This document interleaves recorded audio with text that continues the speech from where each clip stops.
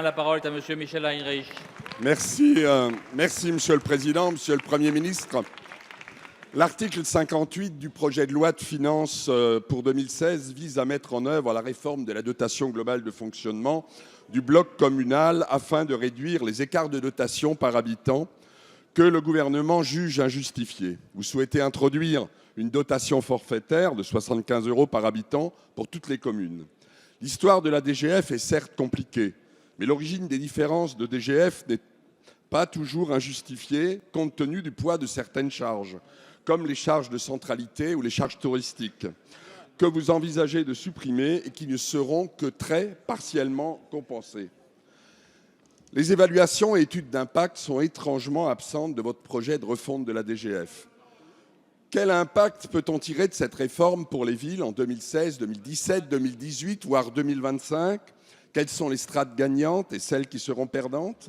Quels sont les résultats pour les collectivités en 2016 hors mécanisme de stabilisation ? Autant de questions posées et qui n'ont pour le moment aucune réponse. Les effets de cette réforme qui vont se cumuler avec le mécanisme de contribution des collectivités locales au redressement des finances publiques vont avoir au final des impacts extrêmement négatifs pour les communes de plus de 15 000 habitants dont la dotation forfaitaire, comme la pression fiscale, est historiquement plus importante qu'en milieu rural.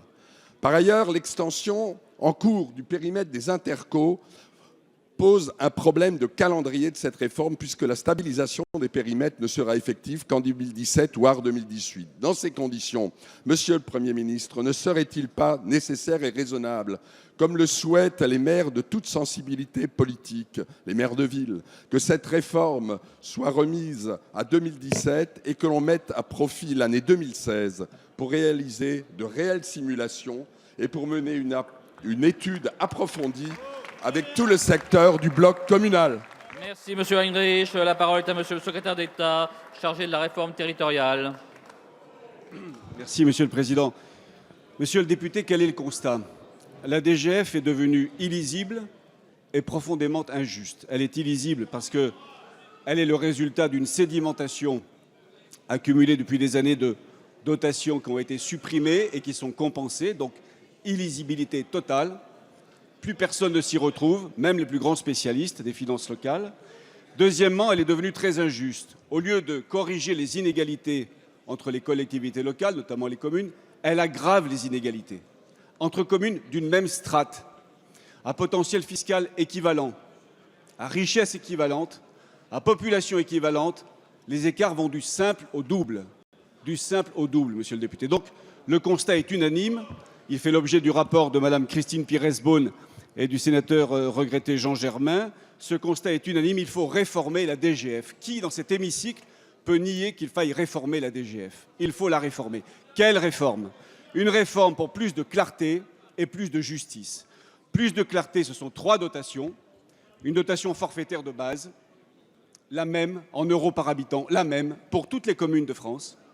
Une dotation de centralité pour les communes qui subissent des charges de centralité et une dotation de ruralité pour les communes rurales. Ça, c'est pour la clarté. Pour la justice, nous allons renforcer la péréquation, la dotation de solidarité urbaine et la dotation de solidarité rurale.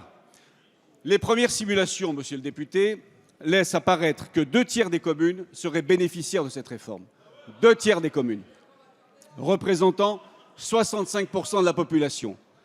De la même façon que les premières simulations laissent apparaître que 72% des EPCI, les intercommunalités, seraient bénéficiaires de cette réforme, représentant 74% de la population. Dans ces conditions, nous devons la réussir ensemble, cette réforme. Le gouvernement sera à l'écoute du Parlement pour l'améliorer, l'amender, l'enrichir, car les élus attendent cette réforme de justice et de solidarité. Merci Monsieur le ministre. Pour le groupe Les Républicains.